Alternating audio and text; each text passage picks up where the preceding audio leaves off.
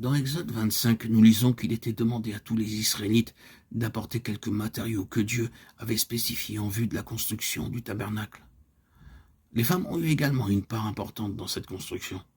Hommes et femmes ont été affectueusement conviés à participer à la construction du tabernacle. Tout ministère et toute contribution ont été également importantes et nécessaires. Ils ont dû reconnaître que le ministère ou le don de chacun est aussi important que celui des autres. En apportant des bijoux, certains ont offert de cette façon de l'or, de l'argent et des pierres précieuses. Les femmes ont filé du poil de chèvre ou d'autres matériaux teints en bleu, en écarlate ou en pourpre. Des hommes ont amené des fils teints en bleu, en écarlate, en pourpre et du fin lin, tous des matériaux très chers. L'or symbolise la divinité du Seigneur Jésus-Christ. Le bleu nous parle de sa nature céleste, le pourpre de sa royauté, l'écarlate de son sang expiatoire et le fin lin de sa justice. Pour construire quelques parties de l'ouvrage, le matériau employé ne pouvait pas être utilisé tel qu'il était apporté. Chaque femme, riche ou pauvre, avait le privilège de filer quelque chose pour le tabernacle.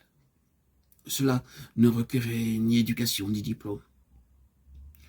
Dieu ici nous montre un mystère, à savoir que le ministère des femmes a autant de valeur que l'or et les pierres précieuses apportées par les hommes. À cause de leur service diligent, sage, dévoué et affectueux, qui consistait à filer, l'œuvre s'est poursuivie sans encombre. Quelques femmes avaient de l'habileté et savaient filer du poil. Le poil de chèvre qu'elles ont filé avait un rôle important à jouer. Ce poil symbolise la vie dans l'esprit. Le poil n'a ni chair, ni sang, ni os. C'est pourquoi il représente la vie dans l'esprit. Le poil de chèvre utilisé pour recouvrir le tabernacle nous enseigne que c'est par la vie dans l'esprit que nous pouvons prendre notre part dans l'édification de la maison de Dieu. Tout service avait une égale importance. Par l'amour et la prière, tous ont pu apporter une large contribution à la construction du tabernacle. Un certain nombre de femmes apportèrent des miroirs en airain qui eurent leur importance dans l'érection du tabernacle. L'autel était recouvert d'airain. La cuve était également d'airain. L'airain parle du jugement. Le Seigneur Jésus-Christ a porté lui-même notre jugement, notre condamnation, notre châtiment.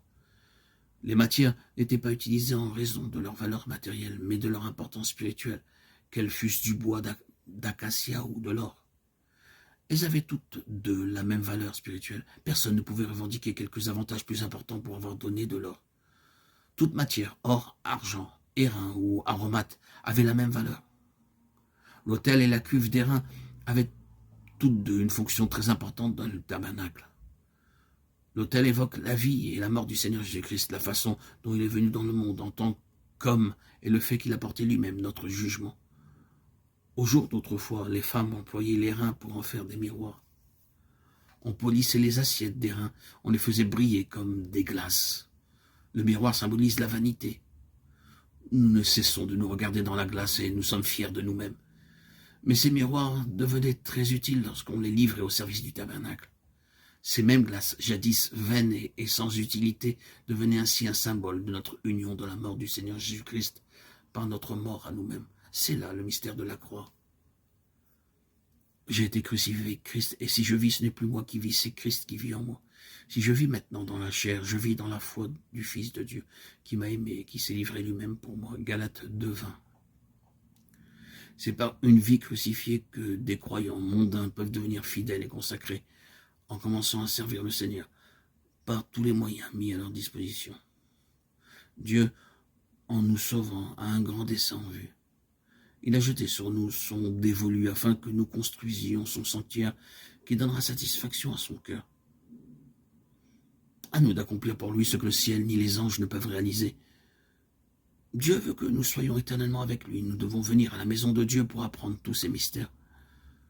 C'est en venant au sanctuaire de Dieu qu'une réponse est donnée à nos questions et une solution à nos problèmes. Nous devons faire un certain sacrifice et nous rendre à la maison de Dieu pour y prier, pour y partager la communion fraternelle. C'est là que nos fardeaux seront enlevés et que nos œuvres porteront du fruit.